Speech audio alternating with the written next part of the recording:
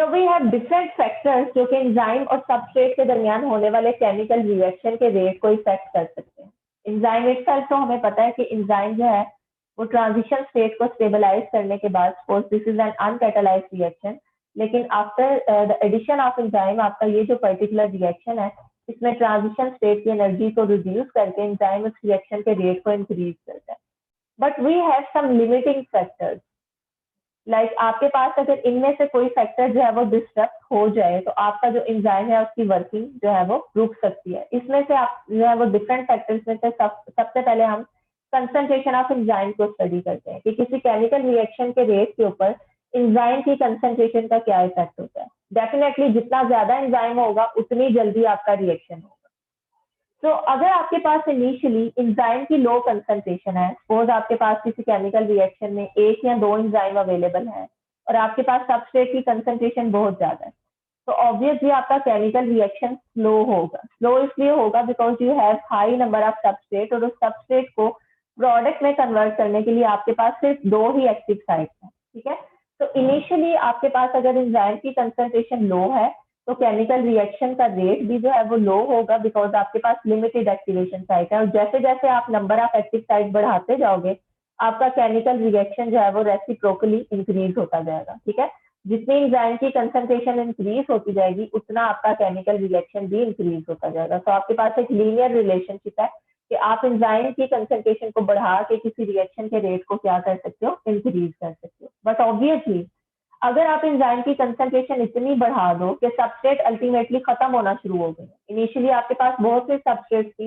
Enzyme ने उन substrate के ऊपर वर्क करके कैटालिसिस करना शुरू कर दी, लेकिन जैसे जैसे आपने एंजाइम की कंसंट्रेशन बढ़ा दी आपकी सबस्ट्रेट कंज्यूम होती जा रही है। ठीक है, और एक पॉइंट ऐसा आएगा जब आपकी सबस्ट्रेट की कंसंट्रेशन रुक जाए, जो है वो खत्म हो जाएगी। जितना केमिकल रिएक्शन होना था उसमें जितनी सबस्ट्रेट में प्रोडक्ट में कन्वर्ट होना था वो सारी की सारी सबस्ट्रेट जो है वो कंज्यूम हो चुकी है। तो ये ऐसा पॉइंट आएगा जिसके ऊपर आपका रेट ऑफ रिएक्शन अब आके क्या हो जाएगा, रुक जाएगा। तो आपका इनिशियली किसी केमिकल रिएक्शन का जो रेट है वो एंजाइम की कंसंट्रेशन को इंक्रीज करने से इंक्रीज होता है, लेकिन up to a certain limit. जब आपके एंजाइम की कंसंट्रेशन एक सर्टेन पॉइंट से एक्सीड कर जाए तो उसके बाद आपके पास जो है वो रिएक्शन के ऊपर जो है वो किसी किस्म का इफेक्ट नहीं होगा बिकॉज इस केस में आपकी जो सबस्ट्रेट कंसंट्रेशन है वो खत्म हो चुकी है, वो लिमिटिंग फैक्टर के तौर पे एक्ट करेगी। तो इसको आप इस तरह से रिप्रेजेंट कर सकते हो कि इनिशियली आपके पास किसी केमिकल रिएक्शन का रेट एंजाइम की कंसंट्रेशन पे डायरेक्टली डिपेंड करता है, आपके पास लीनियर रिलेशनशिप है। लेकिन जब आपकी सबस्ट्रेट कंज्यूम हो चुकी है तो जैसे जैसे सबस्ट्रेट कंसंट्रेशन ड्रॉप होती जाएगी आपका केमिकल रिएक्शन पहले जो है वो कम होगा, उसमें इंक्रीज आप जो है वो कम ऑब्जर्व करोगे और फिर एक पॉइंट ऐसा आएगा जिसमें आके ये केमिकल रिएक्शन बिल्कुल स्टॉप हो जाएगा। ठीक है, second parameter is change in the substrate concentration. Just like the enzyme concentration, substrate concentration के ऊपर भी उसी किस्म का इफेक्ट होगा कि आपके पास suppose initially large number of active sites available हैं, किसी केमिकल रिएक्शन में आपके पास जो है वो काफी सारे एंजाइम्स अवेलेबल हैं और सबस्ट्रेट की कंसंट्रेशन कम है। ठीक है, आपके पास कोई एक या दो मॉलिक्यूल्स ऑफ सबस्ट्रेट अवेलेबल हैं, तो you have large number of active sites, लेकिन उन एक्टिव साइट्स पे जिन मॉलिक्यूल्स ने आके बाइंड करना है और केमिकल रिएक्शन को कैटालाइज कराना है उसकी कंसंट्रेशन लो है, तो आपका केमिकल रिएक्शन जो है उसका रेट भी क्या होगा, लो होगा। उस केमिकल रिएक्शन की स्पीड क्या होगी, स्लो स्पीड होगी।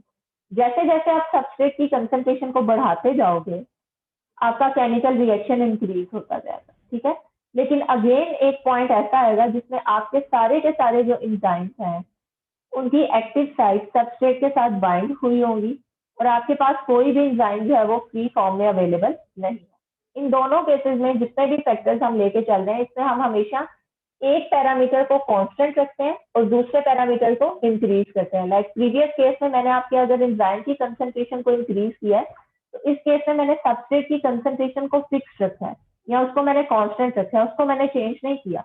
ठीक है, सबस्ट्रेट की उतनी ही कंसंट्रेशन रखते हुए मैंने एंजाइम की कंसंट्रेशन को बढ़ा के इस चीज को ऑब्जर्व किया है कि initially on the same concentration of substrate अगर आप एंजाइम की कंसंट्रेशन को इंक्रीज करोगे तो केमिकल रिएक्शन इंक्रीज होगा, लेकिन एक खास लिमिट के बाद केमिकल रिएक्शन जो है वो स्टॉप हो जाएगा। और यहाँ पे अब मैंने आपके एंजाइम की कंसंट्रेशन को फिक्स रखा है और सबस्ट्रेट की कंसंट्रेशन को बढ़ा रही हूँ।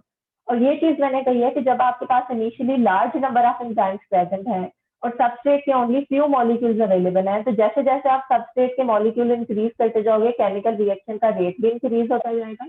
लेकिन एक सर्टेन पॉइंट के ऊपर आके आपके एंजाइम की चूंकि सारी की सारी एक्टिव साइट्स हैं वो सबस्ट्रेट ने ऑक्यूपाई कर लिए हैं, इसलिए अगर आप मजीद सबस्ट्रेट इंक्रीज करते हो तो इस इंक्रीज का केमिकल रिएक्शन के रेट के ऊपर कोई इफेक्ट नहीं होता, बिकॉज आपके एंजाइम जो है वो सैचुरेट हो चुके हैं, एंजाइम जो है वो बाइंड कर चुके हैं with the all available substrate. तो अगेन आप यहाँ पे इस किस्म का जो है वो एक प्लॉट ऑब्जर्व करोगे जिसमें इनिशियली आपके पास जो है वो सबस्ट्रेट ऐड करने से केमिकल रिएक्शन का रेट बढ़ता जा रहा है, लेकिन ये एक ऐसा पॉइंट आ गया जिसमें आपके जो है वो एंजाइम सैचुरेट हो चुके हैं।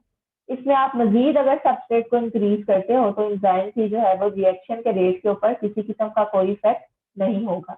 तो यहाँ पे आप कह सकते हो कि ये जो रेट है किसी भी केमिकल रिएक्शन का, ये मैक्सिमम रेट है, इससे ज्यादा आप इसके रेट को इंक्रीज नहीं कर सकते। तो किसी भी केमिकल रिएक्शन का जो मैक्सिमम रेट है उसको हम वी मैक्स से रिप्रेजेंट करते हैं, यानी maximum velocity of a rate. ठीक है, और ये मैक्सिमम वेलोसिटी हमेशा उसी पॉइंट के ऊपर आप अचीव करोगे जब आपके एंजाइम्स क्या हो चुके हैं, सैचुरेट हो चुके हैं। सारे के सारे एंजाइम्स के ऊपर अगर सबस्ट्रेट बाइंड करेगी सिर्फ तभी आपका केमिकल रिएक्शन अपने मैक्सिमम रेट को क्या करेगा, अचीव करेगा। अगर आपका कोई भी एंजाइम सपोज यहाँ पे आपके कुछ एंजाइम्स फ्री है तो वो सबस्ट्रेट को बाइंड करेंगे, रेट इंक्रीज होगा। यहाँ पे अगर दोबारा एंजाइम फ्री है, सबस्ट्रेट को बाइंड करेंगे, रेट इंक्रीज होगा। अगेन अगर एंजाइम्स अवेलेबल है तो सबस्ट्रेट को बाइंड करके रेट इंक्रीज होगा। लेकिन ये वो पॉइंट है जहाँ पे सारे के सारे एंजाइम्स ऑक्युपाइड हैं और सारे के सारे एंजाइम्स जो है वो सबस्ट्रेट के साथ बाइंड फॉर्म में प्रेजेंट है। तो इस केस में आपके एंजाइम सैचुरेट हो चुके हैं। आप कहोगे कि फर्दर एडिशन ऑफ सबस्ट्रेट आपके इस केमिकल रिएक्शन के रेट को इंक्रीज नहीं कर सकती। ओके, थर्ड जो पैरामीटर है हमारे पास वो इफेक्ट ऑफ पीएच है। और जैसे अभी थोड़ी देर पहले आपने एक एंजाइम देखा है जिसमें मैंने एक्टिव साइट के अंदर आपको एसिडिक और बेसिक अमाइनो एसिड्स बताए थे। ठीक है, मेटल आयन कैटालिसिस में आपने देखा है कि आपके पास एक तरफ जो है वो रुबिस्को एंजाइम को अगर आप देखो तो उसकी एक्टिव साइट में ग्लूटामिक एसिड प्रेजेंट है, एस्पार्टिक एसिड प्रेजेंट है, आपके पास जो है वो लाइसिन प्रेजेंट है, हिस्टिडीन प्रेजेंट है। ये सारे के सारे ऐसे अमाइनो एसिड्स हैं जिनकी साइड चेन में एडिशनल कार्बोक्सिलिक एसिड ग्रुप या एडिशनल अमाइनो ग्रुप प्रेजेंट होता है। और आप लोगों को अब इस चीज का बहुत अच्छे से आइडिया हो गया होगा कि ये दो ऐसे ग्रुप हैं जो कि सोल्यूशन की पीएच के मुताबिक प्रोटॉन को एक्सेप्ट कर सकते हैं या प्रोटॉन को रिलीज कर सकते हैं। ठीक है, तो सोल्यूशन की पीएच का इस एंजाइम की एक्टिव साइट के एनवायरनमेंट के ऊपर बहुत जो है वो इफेक्ट होता है। इसी वजह से हम कहते हैं कि enzymes are highly pH sensitive. अगर आप एंजाइम की जो है वो वर्किंग पीएच जितनी उसको रिक्वायर्ड है उससे कम ज्यादा करोगे तो एंजाइम वर्क नहीं करेगा। क्यों वर्क नहीं करेगा? बिकॉज उसकी जो एक्टिव साइट के ऊपर ग्रुप्स की कंडीशन है जो कि किसी केमिकल रिएक्शन को कैटालाइज करवाने के लिए जरूरी है। फॉर एग्जाम्पल इसका प्रोटोनेट होना जरूरी है, इसका डीप्रोटोनेट होना जरूरी है। तो एंजाइम की एनवायरमेंट की पीएच को चेंज करने से एंजाइम की जो एक्टिव साइट है इस पे ग्रुप्स अपनी प्रोटोनेशन और डीप्रोटोनेशन फॉर्म को क्या कर सकते हैं, चेंज कर सकते हैं, जिसकी वजह से उनकी कैटालिसिस भी इफेक्ट होगी। तो हमेशा एंजाइम्स एक ऐसी पीएच के ऊपर वर्क करते हैं, एक ऐसी पीएच के ऊपर मैक्सिमम रिएक्शन देते हैं जो कि उनके ग्रुप्स को अपनी आइडियल पोजीशन के अंदर, आइडियल प्रोटोनेशन या डीप्रोटोनेशन फॉर्म के अंदर रखे। और इस पीएच को हम नॉर्मली कहते हैं ऑप्टिमम पीएच, यानी वो मैक्सिमम पीएच जिसके ऊपर आपका केमिकल रिएक्शन अपना मैक्सिमम रेट जो है वो इंक्रीज कर सकता है। और अगर आप रिएक्शन की पीएच को उससे कम या ज्यादा करोगे तो आपके रिएक्शन का रेट क्या होगा, इफेक्ट होगा। ठीक है, तो पीएच का इफेक्ट क्यों होता है इसकी रीजन आप लोगों को पता होनी चाहिए। और इसमें आपके पास यही रीजन आती है प्रोटोनेशन एंड डीप्रोटोनेशन आपका active site amino acid residues, जिसकी वजह से आपके जो ग्रुप्स हैं वो कैटालिसिस को एज एफिशिएंटली परफॉर्म नहीं कर सकते। तो यहाँ पे आप देख सकते हो कि डिफरेंट एंजाइम्स की जो ऑप्टिमम पीएच है वो डिफरेंट है, डिपेंड करता है कि उनकी एक्टिव साइट का एनवायरनमेंट कैसा है, उन्होंने किस किस्म का केमिकल रिएक्शन कैटालाइज करवाना है। तो आपके डिफरेंट एंजाइम्स जो है वो डिफरेंट पीएच रेंज के ऊपर अपना जो है वो मैक्सिमम रिएक्शन का रेट क्या कर सकते हैं, इंक्रीज कर सकते हैं। उससे नीचे वाली पीएच के ऊपर भी और उससे पीएच को बढ़ाने के बाद भी आपके पास जो केमिकल रिएक्शन का रेट है वो उतना मैक्सिमम नहीं आएगा जितना उस स्पेसिफिक पीएच के ऊपर होता है। ठीक है, so optimum pH is the pH which is required for the maximum rate of a particular enzyme catalyzed reaction. Last factor जो आपके एंजाइम के रेट को इफेक्ट कर सकता है, this factor is change in temperature. और टेम्परेचर का change enzyme को किस तरह से इफेक्ट कर सकता है? आप लोगों को ये इस चीज का आइडिया है कि टेम्परेचर यूजुअली जो है वो किसी भी स्पीशी के अंदर, किसी भी जो है वो मीडियम के अंदर काइनेटिक एनर्जी को इंक्रीज करती है, ठीक है। वहां पे जो आपके सबस्ट्रेट और एंजाइम जिनके किसी ऐसे मीडियम के अंदर प्रेजेंट है जो कि टेम्परेचर सेंसिटिव है, और वहां पे भी इनके दरमियान जो इंटरेक्शन है वो कोलिजन की वजह से होती है। लाइक एंजाइम जो है वो सबस्ट्रेट को अप्रोच करता है, उसके साथ बाइंड करता है, उसके बाद उसका जो है वो केमिकल रिएक्शन जो है वो प्रोसीड होता है। तो अगर तो आपके पास किसी केमिकल रिएक्शन का रेट आप जो है वो ग्रेजुअली इंक्रीज करो, तो आप इस चीज को ऑब्जर्व करते हो कि टेम्परेचर को इंक्रीज करने से रेट भी इंक्रीज करता है, बिकॉज आपके मीडियम के अंदर ज्यादा नंबर ऑफ कोलिजन होते हैं और एंजाइम और सबस्ट्रेट के एक दूसरे को अप्रोच करने के जो चांसेस हैं वो बढ़ जाते हैं। लेकिन एक खास टेम्परेचर से ऊपर अगर आप टेम्परेचर को इंक्रीज करते हो तो उसके बाद आपका जो केमिकल रिएक्शन है उसका रेट मजीद डिक्रीज होना शुरू हो जाता है। और ये डिक्रीज क्यों होता है? बिकॉज आपके जो इंजाइम्स हैं, इन एंजाइम्स को मेंटेन रखने के लिए कुछ स्पेसिफिक बॉन्ड्स रिक्वायर्ड हैं, पेप्टाइड बॉन्ड्स, ठीक है। और अगर आप मीडियम का टेम्परेचर बहुत ज्यादा हाई कर दोगे तो एंजाइम की जो है वो डीनेचरेशन हो जाएगी, उसमें ये जो अमाइनो एसिड आपस में इस बॉन्ड के थ्रू लिंक है वो बॉन्ड ब्रेक हो सकते हैं, ठीक है। तो इनिशियली आपका किसी भी एंजाइम कैटालाइज रिएक्शन का जो रेट है वो टेम्परेचर को इंक्रीज करने से इंक्रीज होता है, लेकिन this increase is only applicable up to a certain limit.